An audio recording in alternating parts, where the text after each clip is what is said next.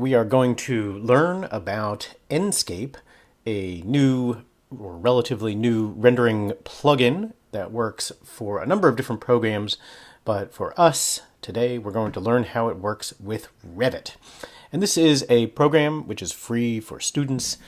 You can see here that you just have to fill out your name and obviously use your educational email, your school email, and you should be able to get it for free. And obviously you want to tell them which programs we use, and they will link you to a download and a 1-year license. You can renew the license the following year. Of course, the website also has the typical kind of tutorials that you'll see for most programs. Okay, let's take a look at Revit. So here we have a handy-dandy Revit file, and once you have run the Enscape installer, it will create a little menu up on the top of your Revit screen, and the Enscape toolbar will have just a few different items on it initially, but once you are in a 3D view, all you have to do is click the Start button, and the Enscape window will launch. Now, depending on the complexity of your model, this could take a little while, sometimes upwards of 20 or 30 seconds. Okay, let's take a look around this Enscape window. So I have expanded the Enscape window to fill my screen for the moment. This is a live view of your model, so if you were to make any view changes in your model, they will be reflected here. When it first launches, the toolbar with the kind of tooltips will launch at the bottom of your screen. You can hide that menu by tapping H, by the way. To navigate the space, first of all, there are some basic navigational keys, W, A, and S and D. Those of you who play video games are probably familiar with that. W, if you hold it down, it moves you forward. S moves you back. A moves you to the left, and D moves you to the right. You can also use the arrow keys if you have a keyboard that has arrow keys.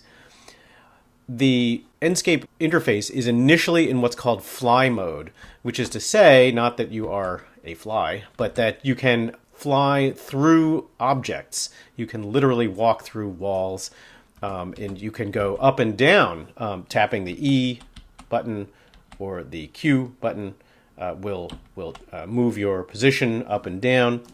Other things that you will see is that you can use your mouse to essentially look around. I am clicking and dragging my mouse, and I can look around, and you can do this while walking so that you can kind of look around and run around the space and turn around. Whoa, you can go behind the desk. Let me just look a little bit forward here. Now you can see that we are getting some good daylighting. The simplest thing that you can do to this view is to change the time of day. All you have to do is hold down Shift and drag your right mouse, and it will change the angle of the sun based on your Revit settings. So in this case, I believe I have a fixed sun position. I'm just changing the time of day. If you had a geographically located time position, that would change. You'll also see here that the clouds visible in reflection are also changing. Now, let me minimize or at least shrink down the size of this window so that we can call up our Revit model. And I'll just snap that to a slightly smaller view here.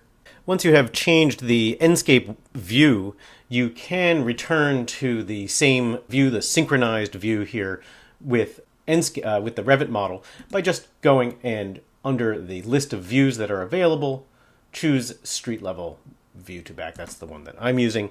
Obviously, in your project, it will have whatever view you've got. Basically, with Enscape and Revit, it will use whatever settings you've got in Revit. So you absolutely need to make sure that your Revit model is rendering the way that you were hoping. Let's take a look at some of the Enscape settings first.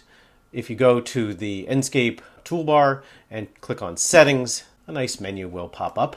First of all, Enscape renders without outlines initially. So when you look at the settings menu here, there is an option for outlines. You can actually draw them back in. There aren't really many options for outlines. There's no line weights or anything, so and unfortunately no controls over those line weights. You can also put it into different rendering modes. White mode basically renders the model completely white. And this is handy if you just want something that is indicating the lighting, but you're going to be handling materials in a different way. You can also, it has this polystyrol view, which polystyrol I think is like a polystyrene architectural model. That's what it's meant to be mimicking. Anyway, let's go back to the no style. Also, you can force it to be an architectural 2-point or not. This is an effect which is more prominent in SketchUp, where you're naturally in 3-point perspective. In Revit, you are not naturally in 3-point perspective unless you fiddle around with your camera a lot. Okay, let's take a look at the next feature in here, depth of field. I rather like this one because you can kind of blur the distance here. All you have to do is drag this amount. If you turn off autofocus, this will allow you to control where the focal point is. And what you'll see is kind of a white highlight indicating where the focal point is. If I drag it right over here at the front desk, you can see that you get kind of almost a tilt shift effect. Some people don't like that. I'm going to turn it off while I demonstrate other features. Other things you can do, let's change our exposure brightness. And this is very similar to the Revit exposure adjustment.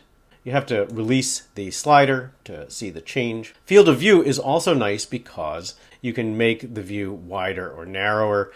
Obviously, if I were to export this, I would want to change the cropping to be a little bit more interesting. Other things that you can do, motion blur is only affected as you move the mouse around. So as you're looking around, you get a little bit of a blur. If we were to export a movie, that would be more prominent. Finally, the rendering quality is something you can change depending on how slow your model is working. Initially, I just leave it on draft. Ultra quality, let's just drag it over, will give you a little bit more render time for each time you look at it. However, what you'll see is reflections, shadows, everything will be much more sharp and crisp. And when you export that image, you're going to get a lot more kind of depth to the colors and the rendering. Now, of course, the rendering as it looks now is actually much darker than I prefer. So when you're in draft mode, be aware that the lighting kind of fills in as you go along. Maybe this particular view needs a higher render setting, just so I have a good sense of what's going on. Now I'll just crank up the brightness a little bit.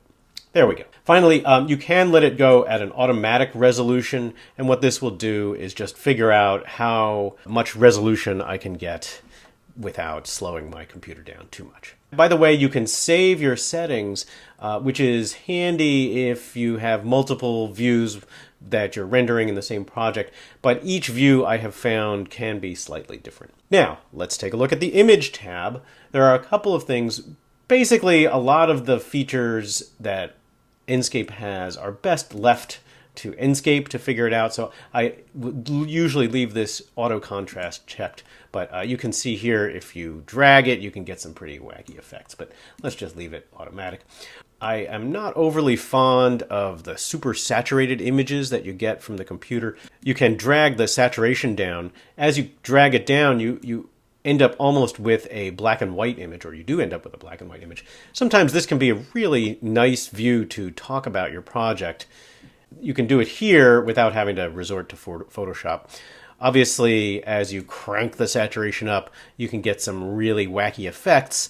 Sometimes these are handy as layers in Photoshop just to create some interesting effects. But you can also fiddle with the color temperature. This is nice if you have included lighting in your project where you haven't adjusted the color temperature to be a little cooler. Another feature, which I like, but like a lot of features that I like, nobody else does. One is called Bloom, and what it does is it kind of makes things all soft, like a dream sequence in a movie. I find that I kind of like that sometimes if you want to have, I don't know, a sunbeam sort of effect without, again, having to resort to Photoshop. You can also turn it off. That gives you a crisper image, and when you do that, and you want to rely on Photoshop, this will give you a nice base. There are other things you can do. Ambient brightness is just what it says. It is not quite as powerful as the overall exposure, but what it does tend to do is if you drop down the ambient brightness, areas that do not have any electric lighting get a little darker. And again, every project is going to be a little different. As I crank it up, you can see how it doesn't totally eliminate the lighting gradient that we have here from my spotlights, but it does make it a little less pronounced. Other things you can do, a lens flare. Now this is only obvious if you have sun in your, the sky in your view. So if you have a view looking out the window, you'll see that. Finally, vignette. Again, vignette is just another feature which mimics a sort of photoshopping effect, tends to concentrate the view towards the center of the screen. If you get into trouble, you can always click reset this tab and it will reset everything back to where it was originally. Other fun things you can do, you can change the atmosphere, and let me just go forward here a little bit. I'm actually scrolling, which works as well. And you can change what the outside looks like by changing some of these features. For example, I'm going to uncheck the white background, and now I have a sky view. You see how that's a very pretty clouds. As you scroll around, you will see that the clouds kind of change, and they are sort of a skybox, so the effects that you see in the clouds will have a sort of 3D effect. There are many features you can add. You can drop some fog in there, kind of SketchUp style. You can even rotate the background. This has a white ground, but you can add all sorts of interesting things. Let's add a forest. Oh, very nice. And it is, I find, a much more three-dimensional representation than the kind of flat image that Revit normally puts in there. It will, I believe, ignore the image outside the screen that you can put in using Revit. Anyway, you can change the density of the clouds. You can make it a more sunny day or a less sunny day. And the variety of clouds. You can even add contrails in there. Obviously, most of this makes sense if you're using View, which has a terrific view of the outside. There are other things that you can do. You can also, interesting enough, control how bright the sun is. As you drag that, you can make the shadows more or less dramatic, and I find that this is a good one if you have a view with some strong sun that is really causing your image to get washed out. You can just crank down the power of the sun. The Input tab is basically how you interact with the Enscape interface as you use the mouse key and the keyboard shortcuts.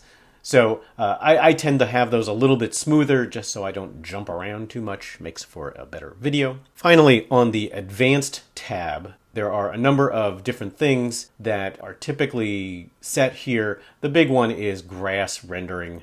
What you'll see is that there is a feature that allows objects to look like grass. Finally, the spectator height can be adjusted if you are in walk mode. So if I go back to my Enscape window and I tap the space bar, I'm now in walk mode. I can't go up or down. I can only kind of go horizontally. This will prevent you from walking through windows, but it will allow you to fiddle around with the eye height. It's in metric, which the rest of the world uses, but we don't, so you'll need a little translation there.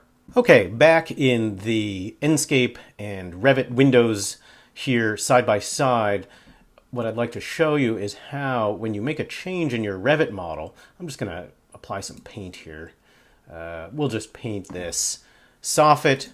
What you should see is almost immediately the model changes. The Revit, the Enscape window will change. Other things to note are that the lighting fixtures are a little tricky in Enscape because they are very pronounced in the way that they work. So for example, the lighting on this sculpture, I really have to be careful in my ceiling plan. Let's go to my ceiling plan here. I have to make sure that the lighting is focused in the direction that I want it to be. In this case, I've used a spot fixture and I've made the light source visible in reflected ceiling plan. To do that, by the way, just type in VG for your visibility and graphic overrides and go down to lighting fixtures and make sure that the light source is visible. And I've even given it a color that makes it recognizable. And now when I change these, I can aim them much more easily. You can have studio lights that are both area lights, kind of general omnidirectional lights, and spotlights. One problem is that if they are part of the same family, so you know how when you click on a component, there are often different family types. You need to have it be an entirely different family if you're going to have different lighting effects. And in fact, even the light output is going to be impossible to change from one to the other. Enscape does not recognize instances. So when I copy that light source over there to this other side of the room, I can change its height very easily, and Enscape will recognize that. But as soon as I fiddle around with the properties of that family, it will change all of them, even if I choose duplicate and make a second one that's, say, a higher output. So if I want this to be a much narrower spot, I actually need to edit this family. Come in here, change the family type here. Right now it's got a 40-degree spot. I forget all these numbers. We can come in here and make this a much narrower angle. Let's make this 10 degrees and a 15-degree and apply. Okay. And then I have to save this family as a different name, and we'll just call it narrow spot light so we can recognize it. Once we load it into the project, I can select this light and change it to this different family. So what else can Enscape do? Well, it has a few handy-dandy features. Here it has an asset library. I'll just click on the asset library. Obviously, my screen is a little smaller because I want to have both visible. That is one downside of Enscape. You need a lot of screen space. But what's nice about this, you can come in here. Let's go and put some people in here. I'll just put this dude. I'm in plan view, and I do have some ArchVision people here. Enscape will recognize those ArchVision people. It will also, whoops, let me just cancel out of placing that, and we'll put, I don't know, we'll put this lady here. Put her in the foreground. You can also, I believe there's some vegetation you can put in here, but perhaps you can find some plants that work for the interior. And you can see they render pretty quickly. Not every one will look good in your space. However, they will take on the properties that you have set in Enscape. For example, the line weight doesn't always look as good on plants and people as it does on the architectural space. Now let's talk a little bit about materials. Of course, Enscape respects the Revit materials. So anything that you have done, if you've come in here, I believe this is the paint I had, and let's change the color of the paint to, I don't know, red or something like that, and apply, and okay, you will see an immediate effect on your rendering. Obviously, you need to be careful, and you need to duplicate materials like you would in any Revit rendering. Now, another fun party trick that materials can do is they can actually be turned into different things kind of automatically. So for example, if I choose this carpet here, Enscape respects the names of different materials. So for example, if I change the name of this carpet to carpet grass, you can see that Enscape has made a little garden right here in our project. It doesn't always work, because obviously that's a little more shaggy. In fact, the SketchUp version of Enscape allows you a little bit more control of the depth. It's still pretty much a shaggy carpet. Here's a list that I stole off of the internet somewhere that has the keywords that you can type in to materials and cause them to have a unique effect. One material that I particularly like in Enscape is the water material. I've made a water material within the Revit interface, and I went to the materials library and actually found under the appearance library.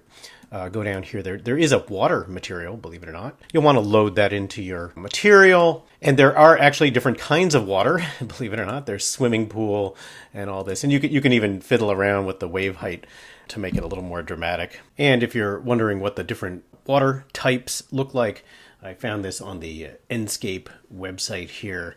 The different types of water. When we have a pool, murky river, lake, and tropical ocean. I've made a little mass here within Revit to give me some water, and what's cool is it's water. It actually ripples, and depending on your water settings, you'll get different effects, but it's very interesting to see how it handles the edge of objects. It doesn't always work, and of course in still images it's going to be a different effect, but in an animation you will get ripply water just like you get moving clouds. Okay, so you've got your beautiful image here. How do you capture it? Well, like a lot of our rendering software, Enscape will export this window that you see. Like, it will actually take the proportions of the window. So be aware of that when you go to export. And then basically you go to the Enscape ribbon, go to settings, and there is a whole capture menu that will tell you what exactly you're capturing. And you can set some custom dimensions here. For example, the window, if you're working on a laptop, you may not have the resolution to get you a very nice print, but you can go to some custom image, or you can just use a preset. Be aware that the aspect ratio of these may not have anything to do with your window, so you might not be sure what you're going to get. I'm going to go and stick with the window here. It will save it with a name that you can, of course, define it yourself. And you can choose which folder it's going to go in. This one goes in the pictures folder, which is fine for now. There are also an hotkey that allows you to quickly save it, and you can save it as a PNG, JPEG, or TGA. PNG is probably fine. Finally, once you've got it ready to go, tap the Render Image button.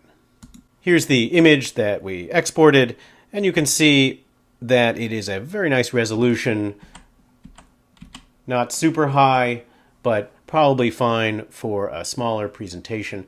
If you are concerned about the image resolution, if you need it to print at a large format, all you need to do is change those numbers to be much higher. 4K, as we will learn, is probably a really good value. That gives you an image size of about 20. When you use the higher setting, you will see, first of all, a preview of how long it takes, and it can take quite a while. It will also show you what the image is going to look like in the proportion that you've chosen. This is a 4K image. So go ahead and get yourself a copy of Enscape if you have a Windows computer. If you're running a Mac, you will probably have more luck using Boot Camp than using Parallels, but I have found that the graphics cards on some of the older Macs, and we're only talking a year or two old, just aren't up to the challenge, so you will be forced to use the desktop computers.